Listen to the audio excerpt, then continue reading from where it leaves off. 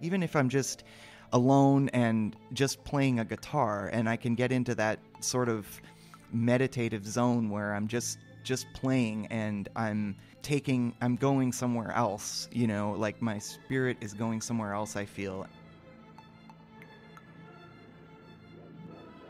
Coming at you with Subversion. Hello, and thank you very much for tuning into this episode of Subversion. What this show is once a week, I will sit down for an hour and go through an interview with an independent musician. The reason I'm doing this is because I'd like to get down to the root of the source of music, because it seems like more and more often these days, the source of music itself sort of gets pushed into the background, and we consume music in this way that is very superficial. So what I'd like to do is just to explore the human experience and its relationship to music itself. So that's what this show is all about. And what I'm doing right now, I'm trying to grow this show. Reason being, this is sort of just my second project that I got going on. I just have a full-time job, and I feel like I do very well with that. So what I'm trying to do with this is get it to a point where I can generate ad revenue and fund charities with it.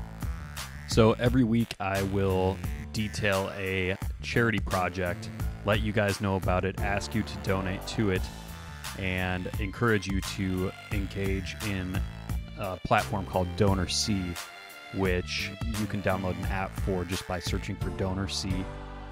And it's an interactive experience where you see a video of the folks that need some type of relief, and at the end of the project, when it's all funded, they give you a completion video where the person or a group of people will thank you for your generous contributions. So it's a very interactive platform for charity.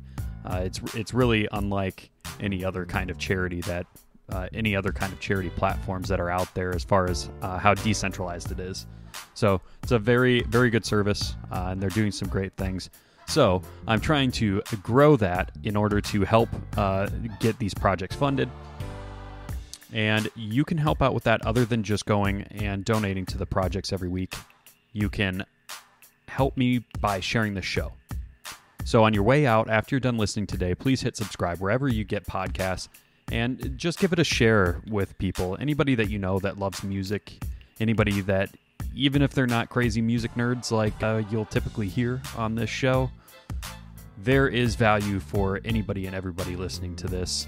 And I really hope that folks get a lot out of it. And if you do, please just share it with someone. I really would appreciate it.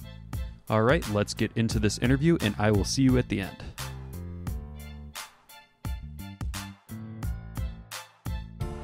My name is, I go by Blood Brother. That's my stage name, as a one-person band. My real name is Philip Westfall, and I've been involved in several musical projects throughout, mostly in the Twin Cities over the last 10 years or so. And, currently I perform solo using instruments that I have built or heavily modified to enable me to be able to play at least 3 different parts, percussion, bass, and strings, and to accompany my vocals for my original songs. Yeah, and that was one thing that really stuck out to me when I started looking at your website, was that you're a one-man band and you have these setups for performing. So yeah, that was one thing that really caught me. And to do that kind of performance, I have to hand it to you. That's a kind of talent, because I've tried doing the whole harmonica and guitar thing before, and even that was hard for me. I mean, and I wasn't able to do it. But I mean, I did watch one video where I think you're at 7th Street Entry or something, and you're playing. You've got a kick drum and a couple other percussive instruments, and you're playing. So I'm just saying to do that, it certainly takes a sort of talent. I mean, sure. So when you decided to go that route, I mean, how much work did that take to I mean, because drumming is hard enough for me. I was never Right. able to actually pick it up, but Right. let alone doing all the other things on top of it. Yeah, yeah. And I mean, I had experimented, maybe, like 10, 12 years ago. It was when I started trying to be able to do basic things on a standard drum kit. I didn't get too far with that, but I had like some drum notation books that had some music from, I don't know, I had like a couple songs from Jimi Hendrix and a couple from Nirvana, and I was just kind of trying to kind of see if I could get the feel, some of those basic, drum things, just to kind of get how you do that coordination of getting, different limbs to do different things and play simple drum beats. I certainly wasn't ever thinking that was something I was really going to use in the music that I was performing myself. So I would say most of my ability to be able to play percussive instruments to accompany the bass and guitar and singing, that most of that's been developed in the last 3 or 4 years as I've been trying to do this specifically. Nice. Yeah, and I'd like to get more into the specific gadgets that you use a little bit later here. But maybe before that, I'd like to get maybe some background on yourself. So let's start from square one. Sure. Where did you grow up? Right here in Minnesota, or?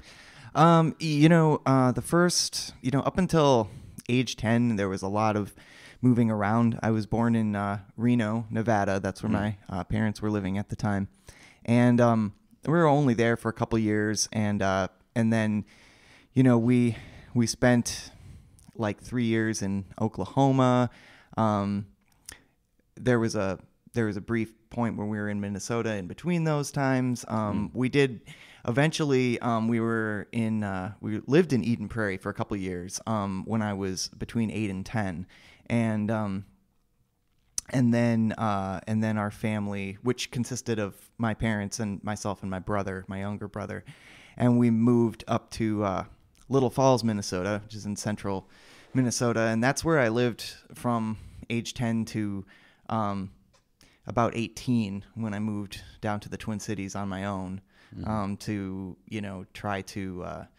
I went to an arts high school in Golden Valley to pursue visual arts primarily.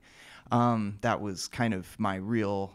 That was my first real artistic passion, was visual arts and doing painting and drawing, and kind of where I thought I would sort of end up is just doing visual arts. But then kind of late compared to some people, I think it was about 17, I started playing guitar and getting really involved in music. And eventually that sort of kind of took over, and that became my creative outlet more and more and more, to the point where I don't do visual art that much anymore. But anyways, as far as growing up, yeah, I mean, it's primarily been in Minnesota, but in a couple of different locations. Okay. Yeah. So the culture that you were brought up around was really, really varied. Yeah. There was a lot of moving around, different schools, different, and part of the time we were in Little Falls, part of the time I was taught at home by my mom, and part of the time I was in the public school. Okay. So there was a variety of educational, backgrounds, as well as just different physical locations and different people and things like that. So you had a bit of a hybrid of homeschooling and public schooling then. Right. And I'm kind of curious. I haven't really talked to very many people that were homeschooled. Yeah. Do you think that this had some sort of impact on a familial bond? I absolutely. I think it was, because from the age of 10 to 16 or 17, I was at home with my mom and my brother every day. And there were some opportunities for getting together with other families and other kids, with, just like community theater programs, or like, other kind of extracurricular activities that I could become involved with. Or sometimes we would get together with other families that were also homeschooling families. But, it was the vast majority of the time it was at home with my brother and my mom, and we were in a pretty rural setting, so it wasn't like Sure. we had a lot of like kids in the neighborhood, so I feel like, so my brother and I were really like each other's best friends, and we hung out a lot, and we were super close, and we were just like, and my mom and I too, really close. There was like a really tight knit sort of relationship, especially among the three of us that were home all day. And I do think that has just become a part of the way I am. I place a lot of importance on family and having time with family and being together with those really close relationships. Yeah, and I think a lot of people have this sort of caricature of what a homeschool family looks like, and they're usually kind of seen as sheltering or helicopter parents and whatnot. Was that your experience at all in any way?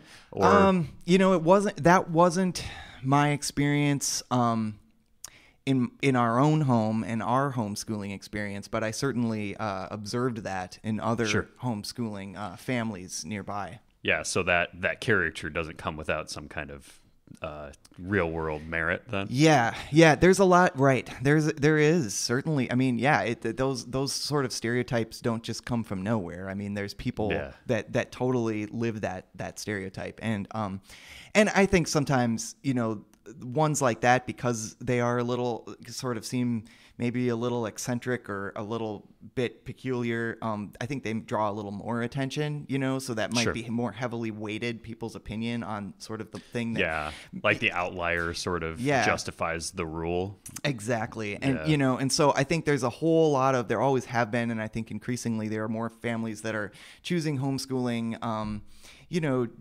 just because they've weighed the pros and cons of all the different educational options, and this is what they want to do, and they're going about it in a very intellectual and planned sort of way, and they're not. There's really nothing that unusual about it. But still, those you're not going to hear about those people because they don't really stand out. Yeah. Now, I'm kind of curious, how far apart are you and your brother then, age-wise? Sure. Well, we're about 4 years apart, and but when he was in his late teens, he passed away, and so it's now just me, and that has been a part of my life since then, and it's also been a part of the music too. Sure. Yeah. My condolences. Thanks. And I gotta wonder that the name of your stage name has something to do with that, correct? Absolutely. I mean, when I started performing as a one-person band, or whatever you want to call it, I was searching for a name. I could just use my name, but I wanted to come up with a stage name that was really could sort of embody these different parts that were going into this project, besides the music, like the emotional things that were happening. And I've always felt like there were two kind of primary things that music has been very that have been very therapeutic about music for me, things that have really that have made music just such an important part of life, rather as a listener or as a performer. And one of them certainly is the loss of my brother, because we were not only so close and brothers, but we were also we played music a lot together, and we were in a band together, and we had a real musical connection too.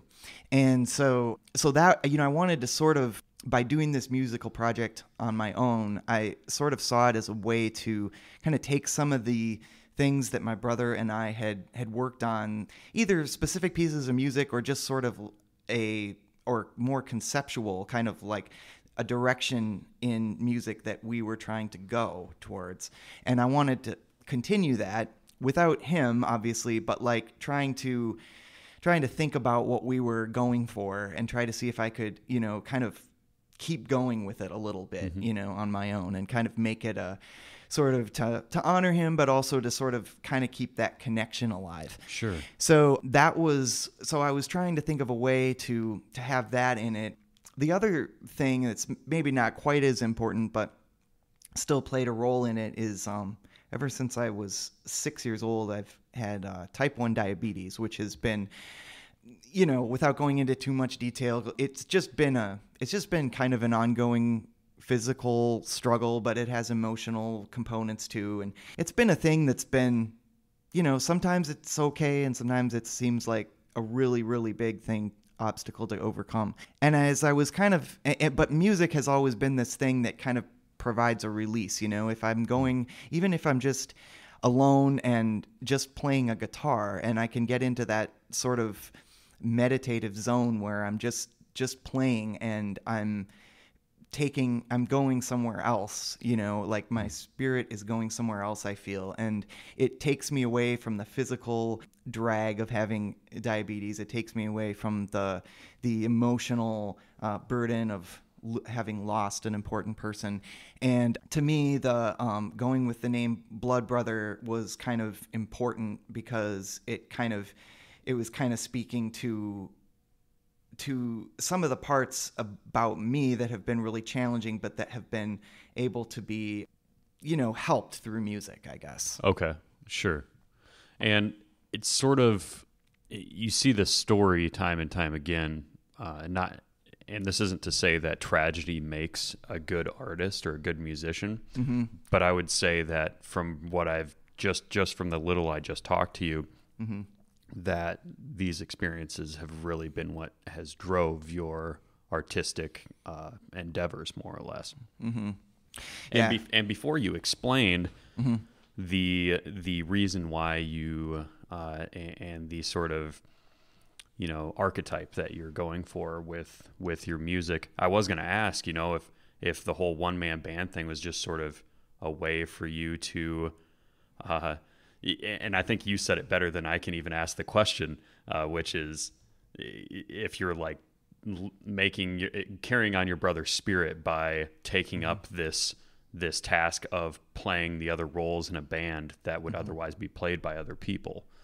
So, mm-hmm. so yeah, I think that's a really beautiful thing that you've got going on there. And I don't think that a lot of people who make music can really, because sometimes I ask questions, pertaining to the meaning behind things mm-hmm. that people are making. And sometimes music and the art that we make doesn't have to be something like deep and visceral. It's just people's raw emotions coming out. But yeah, there's a difference between just that outpour of emotion and a very calculated, approach and concept like you have. Mm-hmm. I'm not sure what question I'm trying to ask. I'm more or less just trying to appreciate the what you're going for there. So. Sure. Yeah. So what have you learned from taking this on, though? I mean, I would imagine that this is obviously a huge part of your life. Mm-hmm. So what lessons have you learned from being a one-man band and creating this music? From a technical standpoint, I feel like I've become a much better musician and performer because I think, like you were kind of talking about, doing multiple things at once, you have to, in order to pull that off, you have to be, pretty accurate, and you have to be right on with your execution of playing these things. And I think that, when I first started out, the rhythmic part was the hardest for me to keep going. I could I've always been able to play stringed instruments pretty well, pick them up and get a sound out of them that I liked.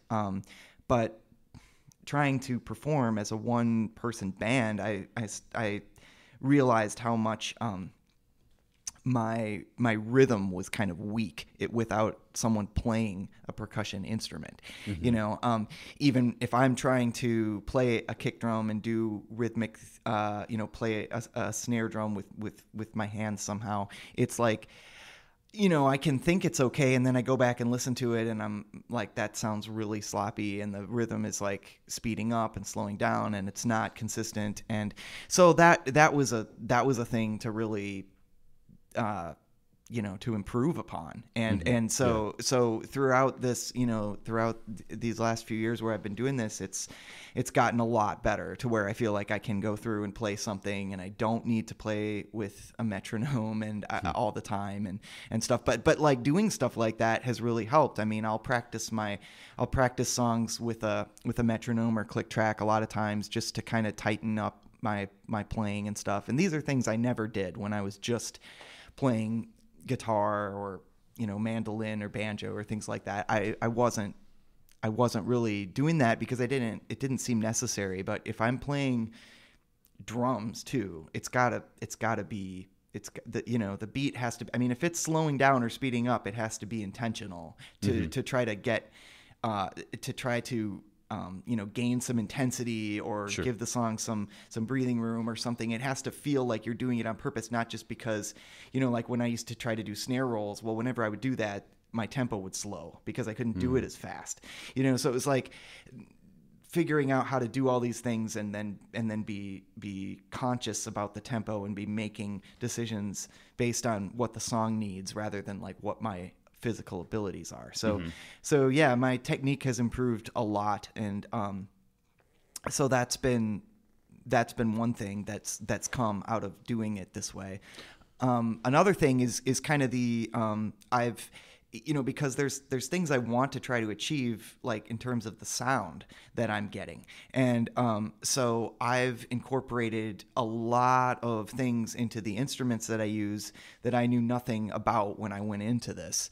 And so that's been a really positive thing, just to learn those things and to have more knowledge about stuff. I mean, on an emotional level, spiritual level, I feel like it's made me more, I mean, it's like the grief with my brother is like an ongoing thing, and I don't expect it to ever go away. But I have found that this is a positive thing that I can do, because I think, initially when he passed away, there was a year or so where I didn't play music almost at all because I just wasn't inspired. I was completely depleted. And then I started to play music again and started to play with bands, just thinking that's what I should do. And, that was sort of helpful, but I don't know. It never really seemed to get to where I wanted to get with music. Yeah. And so I feel like this way of doing it is very peaceful and meditative when I've got my whole thing set up and just in a room and just playing, and, a lot of times play it all through headphones, and it's very, it takes me to that place where I'm sort of free of the physical, limitations, the emotional struggles, all that stuff just kind of washes away. And so it's very positive in that way. And I mean, just playing a guitar can do that too, but this is even more that way because I can hear all these sounds of all this percussion and strings and bass and my voice and everything, and it's like, I don't know. It's like hearing the sound I want to hear with a lot of musicians playing, but I'm doing it all. And now that I've practiced it enough, I'm not I don't have to put so much energy towards like thinking about what I'm doing. It's more just like doing it and listening to it. Sure, and getting into that flow state. Yeah, getting into that flow. Yeah, sure, absolutely. Yeah, and there's kind of a lot to unpack there. I would imagine from a technical standpoint, you're taking, like you were saying, that rhythm was a really hard part of that, and I totally understand, and that's probably why I just never took that extra step as a guitarist or bassist myself, is because I just have such a hard time with rhythm when I'm practicing that that I have problems when I actually try to sit down with a band. But for you, it was like this adaptive thing where you had to make up for the percussion. So it's like you had to adapt that into part of your music. And I think that's a really interesting way about going about it, because I think a lot of musicians will just use a metronome, and it's not like you're actually using another, or developing other pathways in your mind to create this muscle memory. It's like, so you took that extra step that I feel like I certainly didn't, I didn't even have the will to do the metronome and like really nail down rhythm. Whereas you You really Right. went all in with it. Yeah. And then on, from an emotional standpoint, and I brought this up before a lot on the show, which is that the relationship that you have with your siblings is some of it's one of those different kinds of love. Like you don't have that. It's just a different experience in life in general. Yeah. Like, one, and if you're an only child, or you can't really understand it. And it's just like, if I don't understand what it's like to have a child and have that kind of love, But anyway, I just have to appreciate the ability of you to actually bring that into a place like that. And I feel like I keep circling back to this, in that you're really building a legacy of your brother, and not letting his memory fade away, more or less. So Right. that's Right. And I would imagine that's a huge part of what you're doing there. I just can't. I have a sister that I'm really close to, and I'm just having a hard time relating to that experience, because I can't. Yeah. You know. Right. So. No, and people have all different kind of relationships with their siblings. I mean, there's that inherent closeness that is just there, no matter what. But then beyond that, siblings sometimes kind of drift apart. Some of them are, have good relationships, but not necessarily really close relationships. Yeah. And then you have, these sibling relationships that are, that where they start a big business together, or they're or they're musicians together or something, like you have siblings that really collaborate and really take advantage of that connection, and use it in a way that to create big things and stuff. And that was definitely something that was on the horizon for my brother and I. I mean, we played music together, but we also he wrote and illustrated a comic book, and I was starting to get involved in the illustrating for that. And he had written a script of like a movie we're gonna maybe do, and none of these things necessarily were gonna be huge things, but that was part of our relationship, was a creative bond and sort of this desire to work together to create things. And I think the music part for me was always the part that I was most attached to, because of all the projects, that was the one where I more took the lead and had more of the. I was kind of more the person driving that project, even though we're both involved.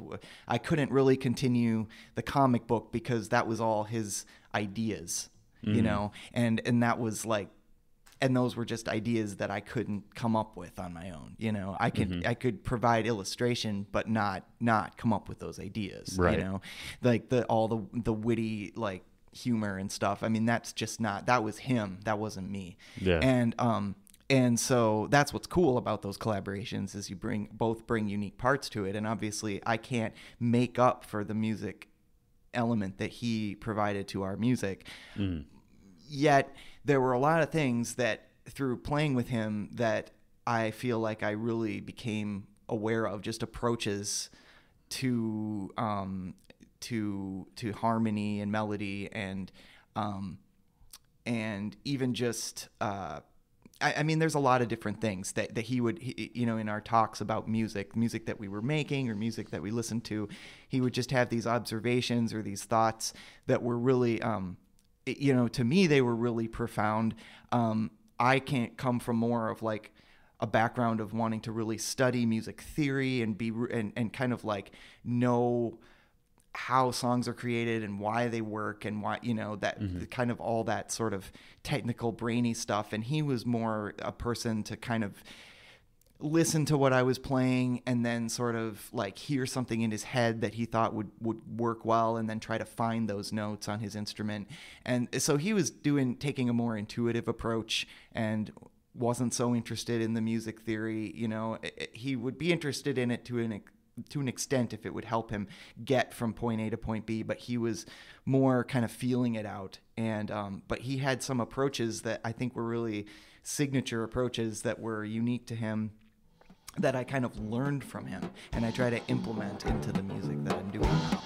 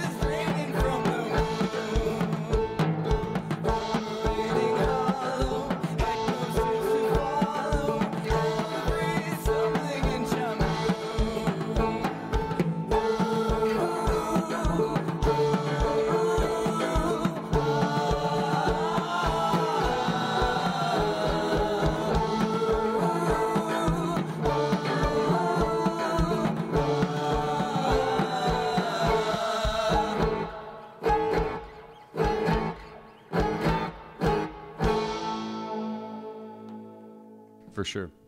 Yeah, and I would imagine getting back into the whole flow state thing when you're playing, when you have to take or wear so many hats as Right. a one-man band. Yeah. You because when you're playing guitar, there are things that can kind of creep in to your mind that sort of distract you, and you totally lose focus, right?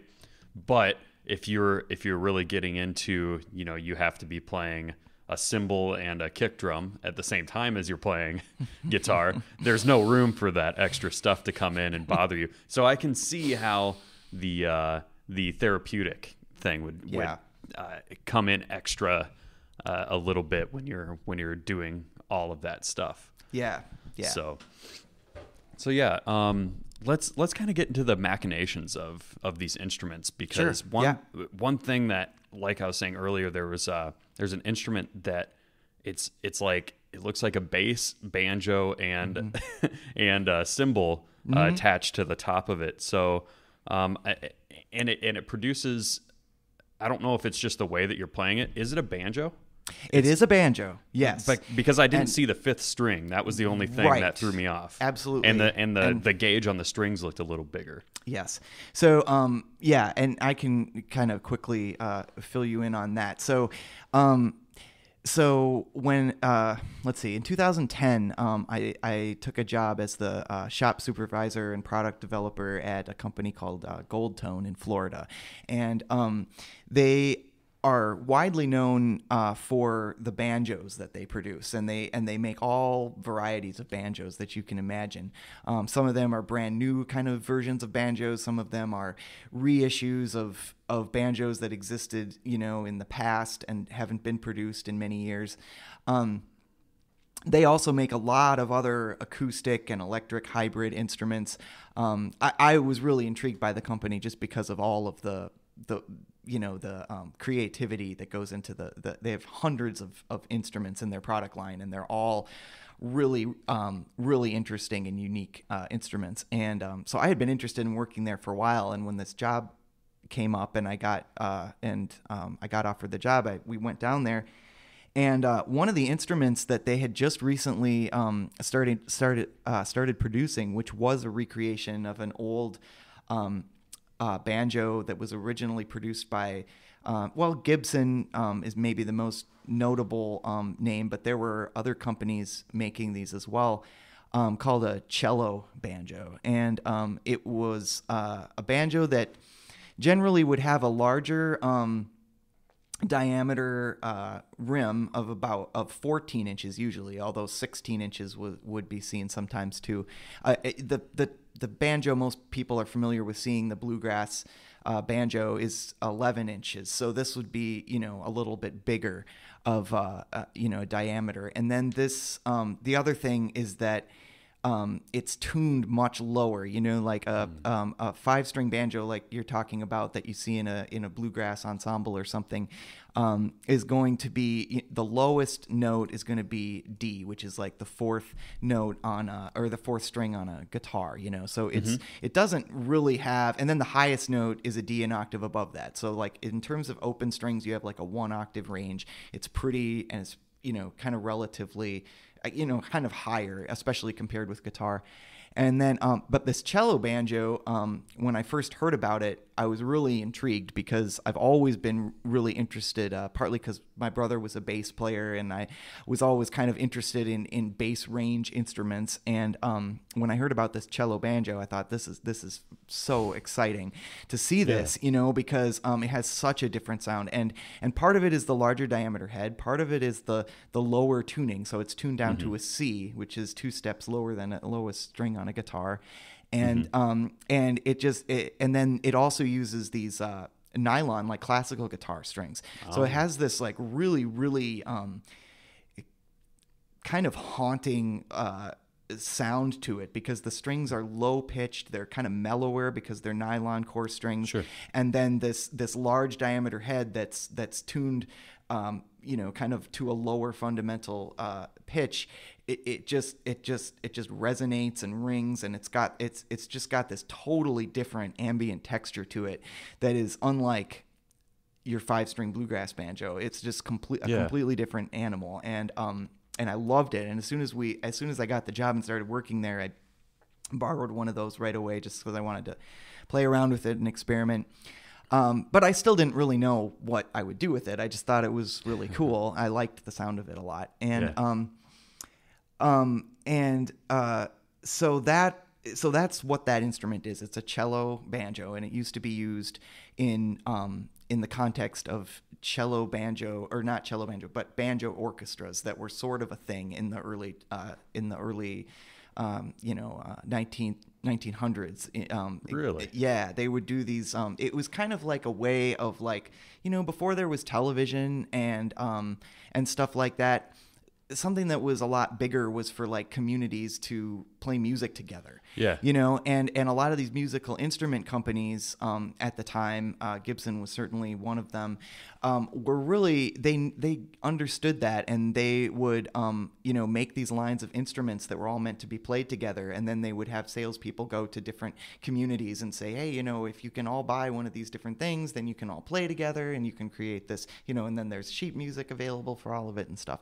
So, and the cello banjo was just like one of them. You'd have a cello banjo, you'd have a bass banjo, you'd have all these other banjos, and really the 5-string bluegrass banjo, may or may not have been part of that. This was more of a kind of broad sort of, you're looking at banjo as just an instrument where the body is made up of a rim with a skin head, and then you have a neck attached to it and strings. And as far as like what the pitches of the strings were, how they would be used in terms of their place in the ensemble, that was just, there were a whole variety of them. And now we've largely gotten to a point where banjo is thought of as like one thing. Yeah. That, primarily one tuning, one size, there's a little bit, especially with sort of some of the folk revival that's happened, in the last few years. The sort of more like open back banjo, where you don't have a resonator on it and you have a little bit of a mellower sound, that's been kind of used to accompany some songwriting and in some groups too. So there's been a little bit of kind of the other side of banjo playing brought into brought into maybe more people's consciousness, but still these other banjos that a lot of times have existed for years and years aren't really known that much. Yeah. And I think Gold Tone has done a really great thing for banjos, because they've reissued all of these things, and now they're available to people, and people are using them. It's not a huge thing, but there are some people, more people now certainly than 15 years ago, are picking up cello banjos and these things, because the original ones are antiques, and you can't think, oh, that looks kind of interesting, maybe I'll try it, and pay $2,000 or $3,000 to get one. Right. That's just, you're just going to be like, well, never mind. But now that you can get one, used, $600-800. I mean, they're still not cheap, but like, it's more like something you might give it a shot. Yeah. And certainly for me, when I was working there, all the banjos were there for me to try and stuff. So I was always into trying new things. And part of my job title there was to really was to put together custom banjos for artists or customers, and sometimes that could be anything from just a different tuning to like putting the neck of one banjo onto a body of another, and really mixing and matching parts and trying to make these things that people had in their heads. And they could be sort of simple to extremely complicated, these modifications. But that kind of got my mind going in the direction of wanting to experiment and with sounds and try different things with these banjos for sure, but other things as well. But so that was how I first started. I was after I'd been working there about a year, I was put in charge of hiring new people to work on the instruments, and I believe the first person I hired was a guy who we had gotten a lot of responses to the ad that I put out, but the one that really struck me was this guy who was talking about how he just loved banjos so much, and a lot of these people are saying, oh, I'm a guitar player, but I might like to learn a thing or two about banjos. You never know. And that would be fine. But this one guy was just like so obsessed with banjos. Sure. And it was just like, we have to just talk to this guy, because there's no one else has been talking like this. So he comes in and we have the meeting with this guy, and his name's Bruno, and he's an Italian guy, and but been living in the States for a while. And he comes in and he's just like, you can tell he's just like he's so excited and so animated to be like surrounded by all these banjos and other acoustic instruments. He was just like flipping out, and but he's trying to stay professional and stuff, in the interview, and so we asked him, the owner and I asked him, like, do you play banjo? Do you perform? He said, oh yeah, I do. I have this kind of one-man band thing that I do. And we're like, well, what's that like? And he said, well, I have a kick drum and I play a banjo, and I've got spoons attached to the inside of the banjo, and I've got, he started, and we were like, can you play us something? And he started, he grabbed a banjo and he started doing this thing where he's playing banjo, and he's playing clawhammer style, which is where you kind of do a down strum with your index finger, and then your thumb catches on the fifth string, and when your index finger comes up, your thumb pops that fifth string. So you get this kind of rhythmic thing where you're strumming down, and then on your upstroke you're hitting that fifth string, and it's a very rhythmic style of playing. It's not as fancy and quick as like the bluegrass stuff where you have finger picks and you're doing all of these like really really ornate things. But it's very percussive. It's very lends itself really well to like accompanying singing and stuff. But the other thing that it happened to lend itself well to that he picked up on, and this was kind of his first idea, was, well, when my thumb comes down to rest on the fifth string, and then it's going to be there to play that fifth string, I'm going to really like emphasize that and have my thumb come down and hit the head of the banjo, and I'm going to make that happen on the alternate beat from when I use the kick drum. So he's like playing the kick drum with his feet, and at the same time that his index finger strums down the chord, and then his thumb comes down and hits the head on the offbeats. So in Yeah. addition to this banjo strum, which is he's already learned and mastered that, he just adds in a kick drum, and already he's got this boom boom boom going on all the time Yeah. with his foot and his thumb. That's already, he's just taking advantage of this movement that already occurs in playing banjo this way. But he's using it to hit the head of the banjo and use the head of the banjo as his snare drum essentially. So he starts doing this in the office, and we're just kind of like, wow, this is so cool. We've never, this is just way more than we could have hoped for as like a person to work here. This person is obsessed with banjos, and he's also a phenomenal musician and taking things in a new direction. So that was cool. And he gave me his CD, and I was really impressed with it. He does a lot of, he sings in this voice that's like almost kind of like a cartoonish kind of like gravelly low voice. He calls himself Lone Wolf, and he's got this really low, gravelly, dirty voice that and he sings old, like he mostly, like, the songs he releases are his own material, but he's heavily influenced by a lot of the old traditional blues players. He loves Robert Johnson, and he loves Son House, and he knows all those artists and all their songs by heart, and he can just pick up a banjo and start playing their songs. He loves that stuff, and that's kind of his style, and he plays harmonica too, quite well. So I was just immediately just kind of blown away by this thing that he was doing, and I came to this realization that I want to do music. I want to continue this legacy of music that I started with my brother. I want to do this. It hasn't worked for me to do it with other people. Seeing him do this is making me realize that, not that I want to do what he's doing, but I want to make music on my own and do all the parts. Like, I can do this. This is like, it gave me confidence. It gave me inspiration. It made me realize that this is the way I have to go. I don't know exactly how I'm going to get there. I don't know what it's going to sound like exactly, but this is what I'm going to start doing. So so the first thing I did was I bought a kick drum, just a used cheap kick drum, and started to learn to play banjo like he did. So, like, just do the kick drum and the snare sound on the head of the banjo, and just using a 5-string banjo like he did. So I started doing that, and then I started to feel like the one alternate hit of the snare, just the bass snare, I wanted a little bit more. When I played drums, I liked being able to do rolls on the snare drum and do more with the snare drum than just hits, just single hits alternating from the kick drum.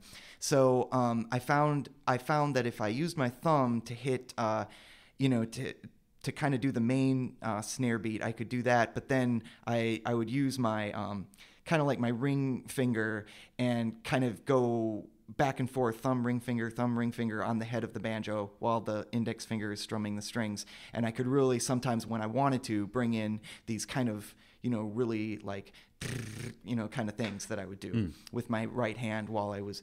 And that was the first thing I did where I felt like, okay, cool, now I have something that's different. And now I'm not just doing what he's doing. I'm making it sound more like the sound I want. And then the next thing I thought was, well, I want a cymbal. I need to have that. That's just, it has to be there. And so I started thinking, how can I do that? And I don't even know. I think I was paging through a catalog, because at Goldtone we had these giant catalogs of musical equipment and supplies, for music stores and stuff. And this one thing that I saw kind of intrigued me. It was a bracket made by Latin Percussion called the Claw, and it's supposed to attach onto the rim of a snare drum, I think, and then but then it's got it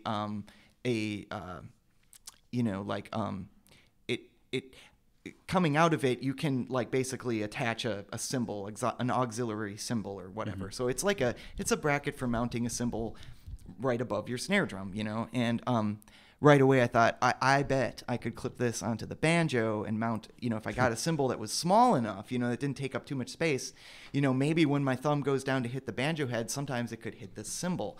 And so I bought one of those claws and a little cymbal. And the little cymbal I got was so tiny, and it didn't have a very good sound, and it was, it proved to me that it could be done, but it was the wrong cymbal. Sure. So I went to a drum store in Orlando, and it was nice because they were real cool about me trying different cymbals on this banjo, and didn't even think it was particularly unusual. They just were like, okay. How about this one? How about this one? And so I eventually settled on this cymbal. It was a 10-inch cymbal, which was quite a bit bigger than the 6-inch one I started with. And it's a splash cymbal, and it just had this incredibly dark, ringing sound that I was looking for, because I wanted something where I could hit it and it could the decay would be pretty long, and so that I wouldn't have to be hitting it all the time. I could play it at the beginning of the measure, and it would kind of resonate for a little while before I had to hit it again. And so then, that was, then really the next thing was what banjo am I going to use? And so I kind of went back to the cello banjo, because the other thing, I loved Bruno's music, but something I personally really wanted in my music was more of a bass thing going on. I wanted that because my brother played bass. I wanted it because that's a sound that I love. I felt like I could sacrifice some of the cool things about having more higher strings and make use of the lower strings. So I started using the cello banjo, and then it occurred to me that maybe I could replace the two higher strings with instead of nylon core strings that were tuned, lower down, maybe I would use plain steel strings that were 2 octaves higher than the lowest nylon strings. So I had C, G, which would be the lowest 2 notes of a cello, and they were the lowest 2 on the cello banjo. And then I had another C, G that were much higher. The G would be the 3rd fret on the highest string of a guitar. So I had this real huge range that was lower than a guitar in the low end, higher than a guitar in the high end, but it all kind of, because it was C, G, C, G, you could strum an open chord and it would you'd have all this sympathetic vibrations going on, because you just have these 2 pitches in different octaves, and it just had this huge sound that as a one-person band, you're always trying to think, how can I make more sound with just me?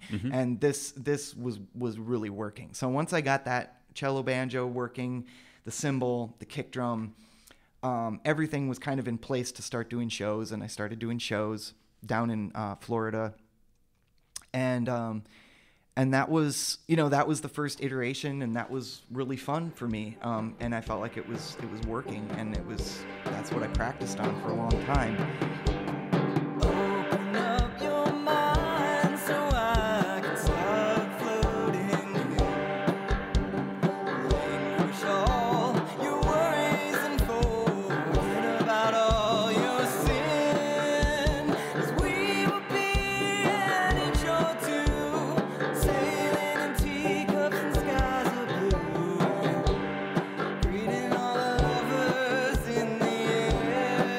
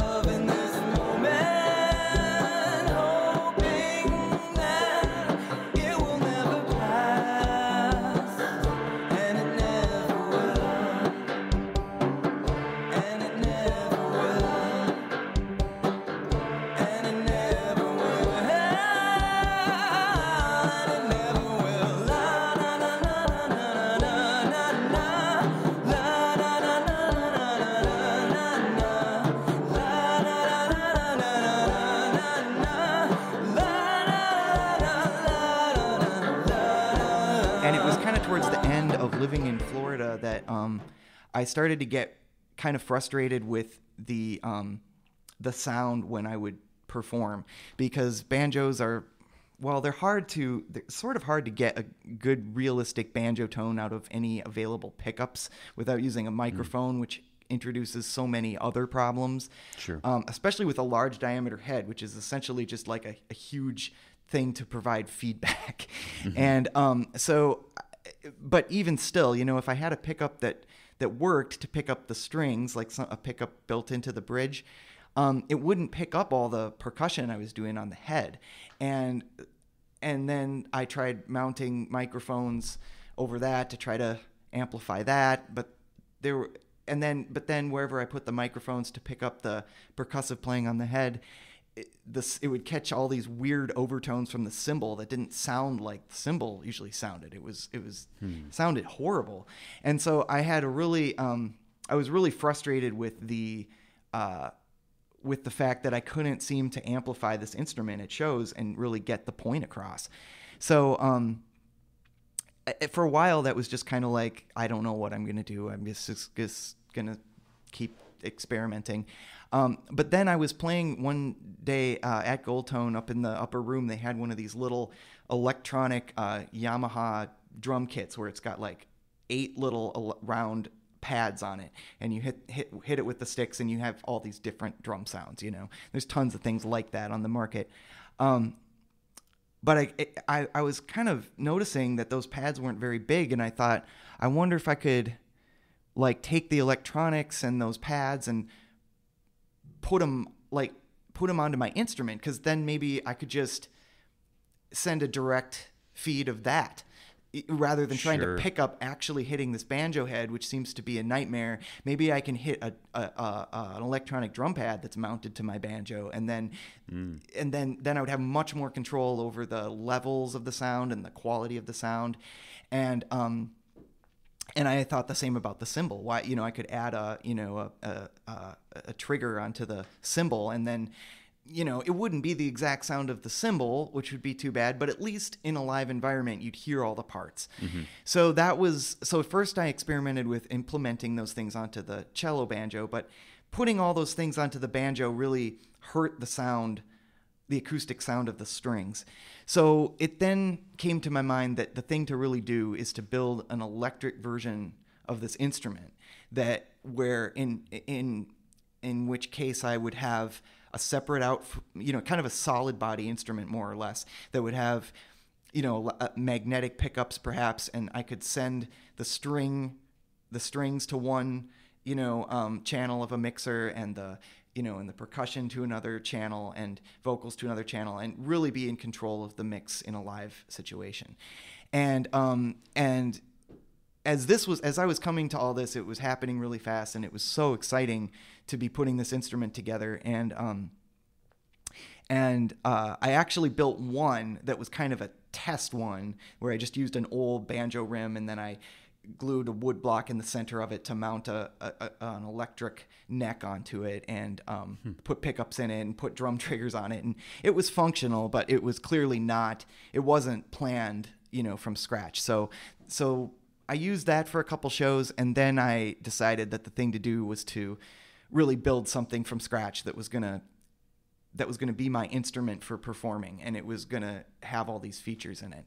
So and by that time I had done a lot more research on electronic drums and the different types of triggers. When I ended up buying one of those Yamaha electronic drum kits that we had, because I thought those little pads on there were like something really like special, that like you had to use those pads, and I just didn't know anything about it. And then when I got it and I took them apart, and I noticed they were just like metal discs with like a little piezoelectric sensor on the back side that you can just get for $1. I was like, okay, this is nothing. I can be making my own, and I can make them the size I want, and I can build them into my instrument where I want them to be. I don't have to use the pads from this electronic drum set. So I put it all back together and sold that, and bought like a Roland drum module for like an electronic drum set. And that has way more, you can do much more with tailoring it to the way you play the drums. in terms of the attack and responsiveness, and also just way more sounds to work with too. And so I set out to make this instrument, which I used 14-inch diameter body like my cello banjo. And I did make a wood block and I glued it in the center. And then I was able to route a neck pocket for a standard bass neck, which I decided to use instead of a cello banjo. Has more of a guitar scale neck. I used a bass neck because I wanted to use bass strings. That was the one thing I noticed about that. Yeah. That's what threw me off. Yeah. I was like, what in the hell is he playing? That's a banjo, but the neck looks like a bass. And yes, exactly. So the instrument that I play now, it's not a banjo at all. If anything, it's an electric bass. If you really wanted to be, try to really boil it down, because there's a solid block that goes down the center and a bass neck is mounted to it. It has a bass bridge. It has 2 bass pickups. It's like a P bass style pickup. Mm-hmm. Really, it's a bass. That's like what it pretty much is. I could take a P bass from a store and I could put different strings on it and I could play it the way I play it. But the thing that sets it apart for me is that it has so many electronics built into it because it's got this hollow rim, and I've put lots of stuff into it. And one thing that it has lots of drum triggers on it, so that I can do all these percussive things that I originally learned on the banjo. It has a cymbal. It's a real cymbal, but it has just a trigger built into it, and it's silenced, so you don't hear the real cymbal, but it's there and people see it, and then that people know that's where the cymbal sound comes from. And it just plugs into the banjo, and then it goes all these drum triggers and all the string signals. I have a DB25, one of those kind of like old kind of connectors you see on computers all the time, where it's got like 25 little pins. I put one of those in, so I don't have like a traditional 1/4-inch jack or something like that. I have that, and so it sends out 25 different signals, and I can just and they're all full of drum triggers and string things all going into. I have like a rack case, and then I have another one of those DB25 connectors there, and then there it splits off into all the different things that it gets plugged into. Some of it goes into a drum module that I have. Some of it goes into guitar processing. Some of it goes into bass processing. So it's all, but it's kind of nice that it's all hooked up with one cable, even though it is kind of a big cable, but it still works. And and so now it's really gotten to a new level of experimentation, because since it is electric now, there's so much that I can do. I can change the sound, for one thing, of all of the percussion. It can be, for one song, it can be kind of a straightforward rock drum kit. For some songs, I go with kind of I have all of my triggers set to different pitches of like Indian tablas, so that I can really make it sound like somebody's playing tablas along with all the strings. Yeah. Stuff like that. I mean, there's no limit to what I can do with the percussion sounds now. And then the having the 4 strings, I mean, I do a lot of things with those, because I have the P bass pickups, which, if people haven't seen them, it's like a split. You have there's a pickup under the 2 high strings and a pickup under the low 2, and they're usually wired together to make it a humbucking pickup. But I have them not connected to each other. So the 2 lowest strings go to one output, and the 2 higher go to another output. And the lower strings go through, a bass preamp and, bass compression. And so that I get a really good, like a real bass sound, which is like, to me, that's fantastic, because then I can incorporate the sound that my brother used on bass in our music. I have a real bass neck with bass strings, and I can do a lot of those things that he did. And then with the 2 highest strings, I can do, I usually send them through like 2 sets of processing. One is kind of traditional, like goes through an amp with maybe just a little bit of effects on it, but pretty straight ahead guitar tone. But then I'll have the same signal also go through a set of effects that's like a lot of delay and a lot of reverb. And at the beginning of it is like a volume control that is actually activated by a pad that's right under my forearm, so that I can play with my forearm resting on it. I can play those two higher strings and you just hear the guitar normal sound. And then when I lift up my arm, I gradually like bring in this kind of volume swell of like ambient kind of stuff. And so I can use that to great effect and like go to a chorus, and then all of a sudden you bring in this other element that's like, if you're listening, you don't even know what's going on, but you know that the sound just got bigger and fuller and like there's more going on. So, so there's a lot that, and I can also double. Sometimes I send the two lowest strings also through the guitar processing and shift them up an octave. So then I really have then like 4 guitar strings and 2 bass strings, even though there's 4 strings in total. So there's just like endless options of ways to play with sound and to try to achieve what I'm hearing, in my head, and this is all without even going into the songwriting part. This is, this is just this is the gearhead stuff. This is the gearhead stuff. And like a lot of people would find it incredibly boring, but for me, it's like definitely part of what keeps it interesting. That's fine, because I feel like some of these episodes that I do end up being inside baseball for other musicians, I feel like. And this is one conversation I can think of just a couple people off the top of my head that are gonna dig it. I got a friend that builds cigar box guitars. He's a craftsman, so he's gonna really appreciate this. Cool. I'll have to show him. Okay. But yeah, anyway, there's just so much there to unpack. I don't even know where to start. So for me, a banjo, I never knew as much, that there was so much to them and that there were different kinds. I always just thought that it's like this, one Appalachian instrument, right? Yep. And now you've got this thing that's a hybrid of a bass and a guitar. It's hardly a banjo anymore, but you still get this.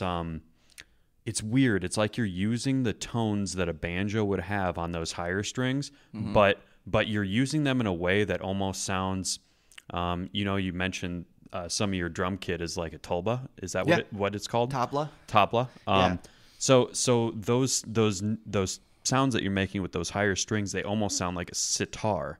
Almost, and it gives you like this sort of Eastern sort of sound. That's just really interesting that you can get those sort of sounds out of a banjo-like instrument. Yes. And then there's so much other stuff going on that probably a lot of it is over my head as someone that doesn't understand the instrumentation of everything. Sure. But it's really unique in that you can't produce those sounds with just any couple instruments alone. So your music makes a lot more sense now that you were able to sit down and explain this to me, because I didn't understand how you got some of these sounds out of that thing. Okay. Yeah. So. Yeah, I know. And it's kind of like sometimes I feel like it would be nice, especially at performances. I played at the Dubliner last night, and there was, and people seemed to be liking it, I was opening for another act, so they weren't there to see me necessarily, but they were liking it and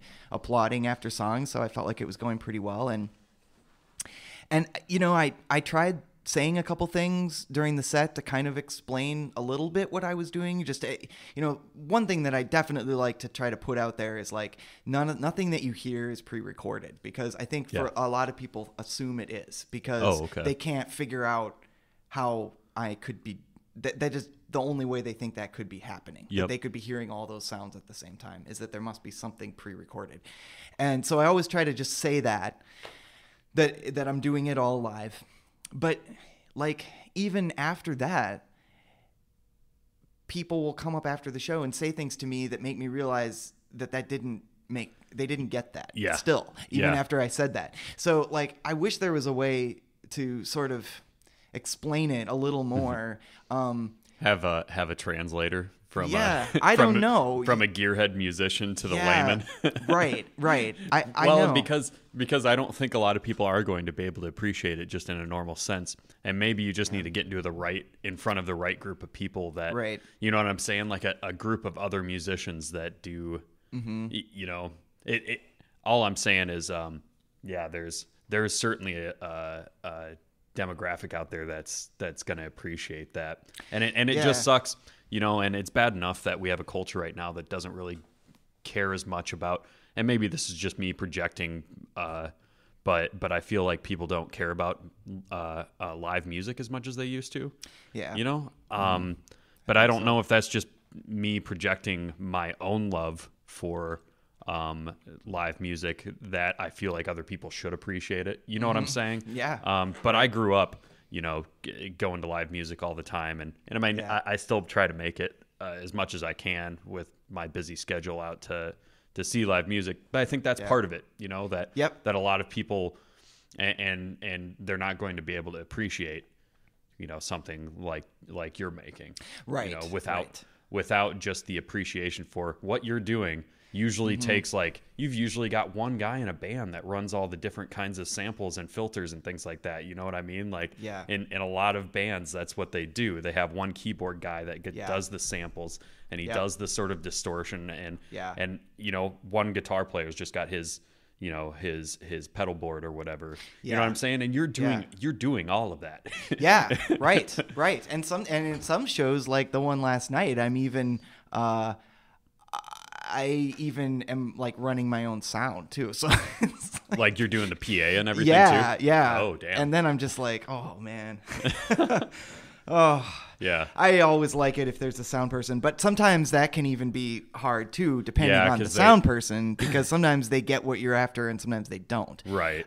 You know, I've certainly been to a lot of shows where I start to show them what I need hooked up where, and they're like, in fact, one place had a sound person, and as soon as I showed them what I had, they said, you can just run your own sound. And I was like, oh, thanks. Well, and some venues I know get kind of anal about that kind of stuff. Like, my friends' band, they have their own sound guy that they usually use, and they wanted him to run the PA, and the guy wouldn't even let him.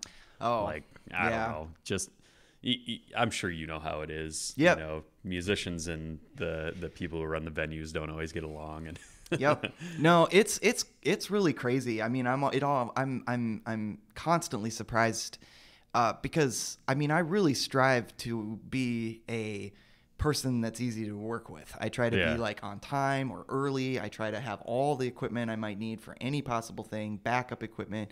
I try to be in touch with people, emailing, texting, whatever. I mean, I really try to make it easy. And then when sometimes you run into people that still seem like annoyed with you even being there, it's like, that's always such a, it's like, so hard. Like you ask for drink tickets because they said they're going to give you drink tickets, and they act like you're the pain in the ass. Right.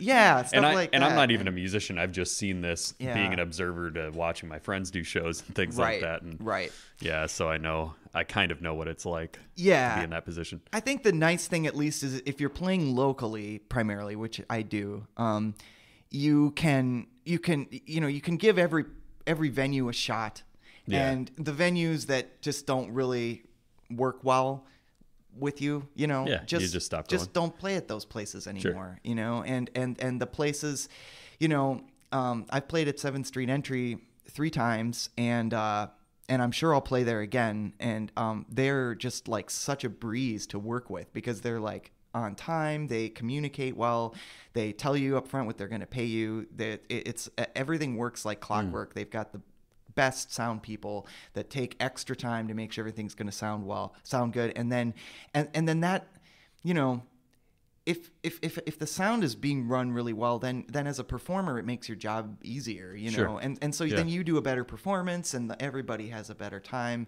People see a better performance.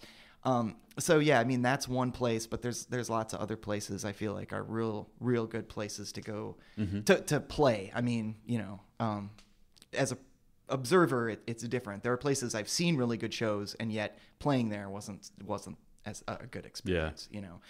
But yeah, you can kind of weed out the venues you don't want to be at. And, Sure. yeah. So we usually have time to like talk about the songs that you do, but Sure. we're sort of running out of time here. So Sure. I think I'm just going to mix those in during our conversation here. No problem. Mix those 3 songs that you've picked out. Sure. So why don't I just jump right into the last question here and close this out? Okay. So what I like to ask is, do you remember a time in your childhood growing up when you realized your mortality? Oh, yeah. I mean, unfortunately, I feel like it came. I mean, who knows? I don't know. It came early. I feel like it came maybe unfortunately early. Mm-hmm. Well, unfortunately or fortunately, however you look at it. I mean, like I said, I was diagnosed with type 1 diabetes when I was 6, and it wasn't. And when I was 8, I became pretty. I started to become pretty aware that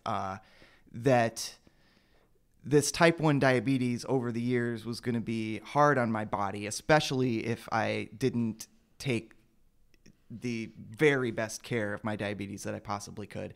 And that side effects were sort of inevitable down the road, and that and potentially, and it's kind of unknown. Like, people can even take really good care of their diabetes and they can still have circulation issues, brain functioning issues.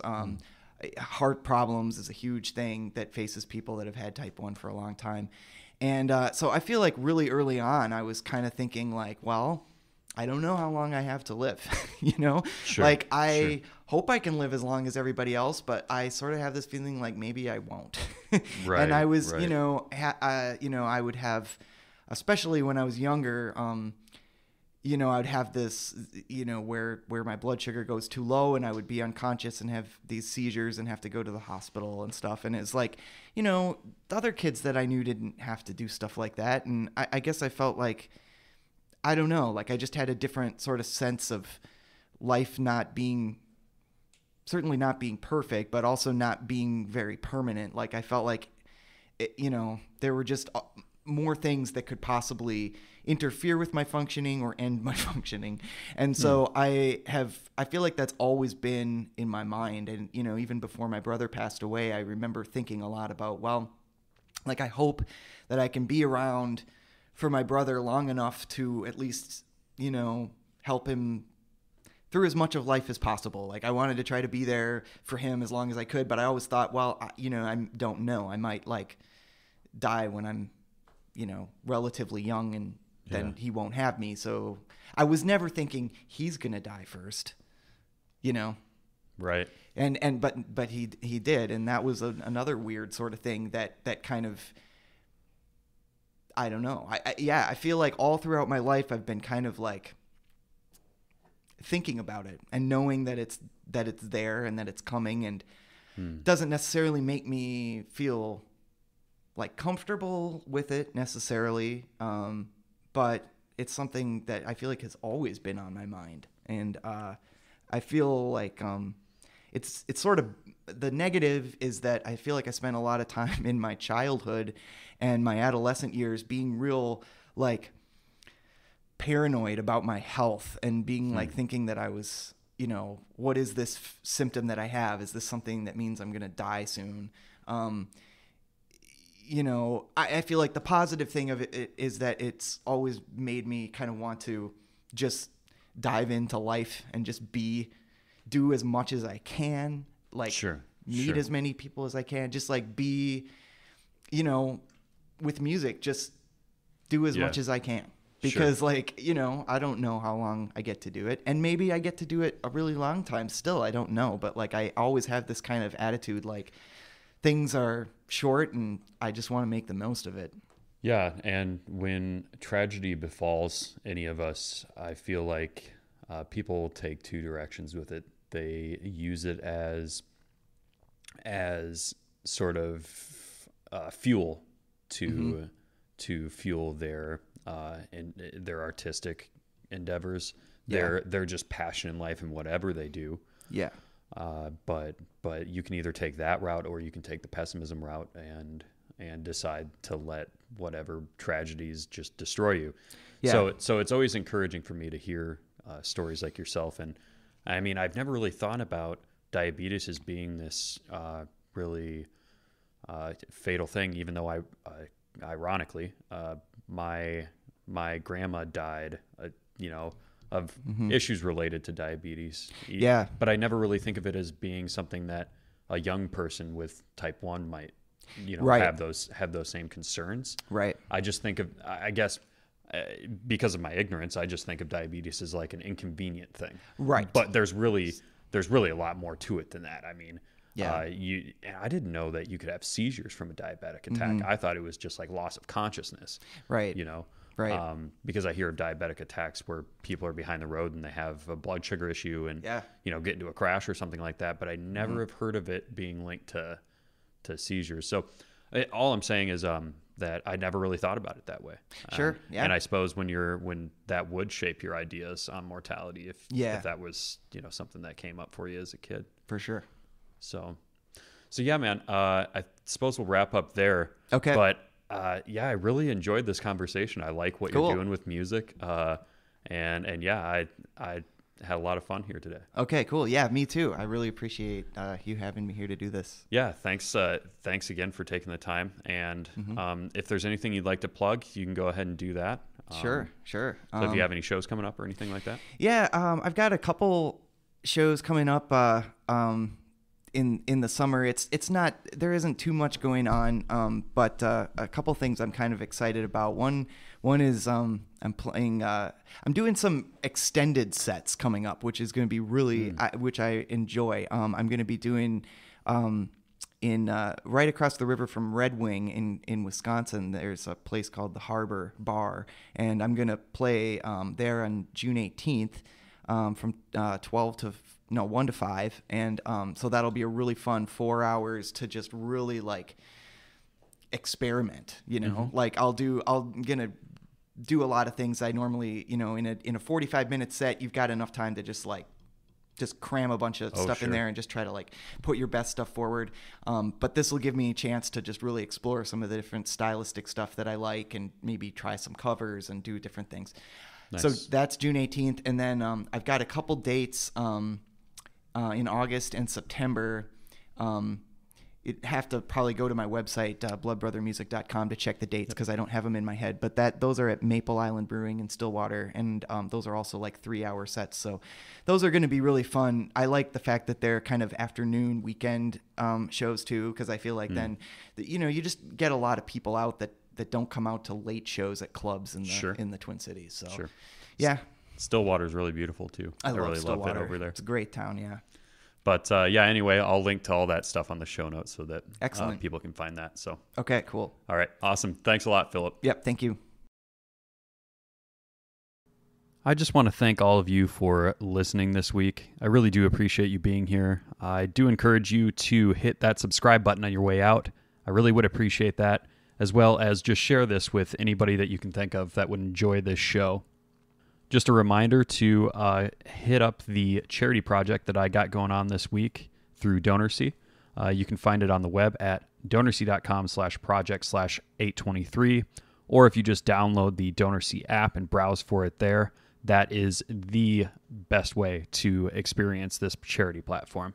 And just a quick thing too, I will not be releasing an episode next week. I'm going to be taking a vacation. I just can't find the time to get 2 interviews out this week in preparation for it. So I'm just going to have to take a week off here.